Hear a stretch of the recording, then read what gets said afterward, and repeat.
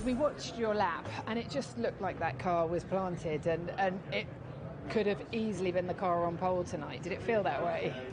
Yeah, I'm a little bit mixed feelings, to be honest, because I went quite conservative on my out lap with my tyres. Because it was my one and only lap and I had no bank on the board, I just felt that if I made a small mistake at turn 1 or a lock-up, I'd have been down in P10.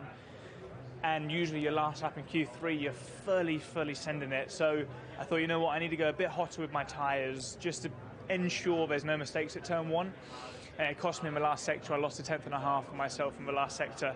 But that otherwise was great. It's sort of like thrilling around here, and you're so close to a mistake at any point. But P3 is probably more than we could have hoped for. So in the race tomorrow, what do you do? How do you approach this race tomorrow? Because Max has gone and put the Red Bull up front with Oscar. You've got a fast McLaren probably coming from behind. You've got another Red Bull and the Ferraris as well on your tail. What's the plan and target? I think, well, nobody's touched the hard tyres this weekend, and nobody knows if that hard tyre is going to be a slam dunk one-stop strategy, or it may even be a two-stop. You know, the hard this year is last year's medium, so they've gone softer. And the medium tyre didn't look very good in the race pace. There's a lot of degradation. If Oscar gets into the lead, I think he'll clear off. If Max stays in the lead, I think it'll be an interesting one. And you could be quite confident Lando will start on the hard tyres. So he's going to go long. A timely safety car, he can play into his hands. So the truth is, I don't know.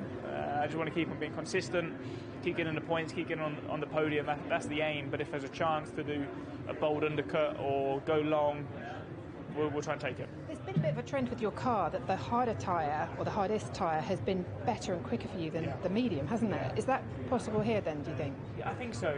The fact is, everybody except McLaren struggles with their tyres and overheating. And the harder your tyres, the less they overheat. So effectively, the softer your tyres and the more overheating you have, that's when you see the biggest discrepancy with McLaren.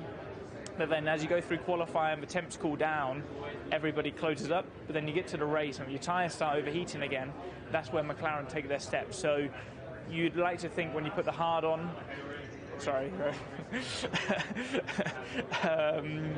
you're smiling there.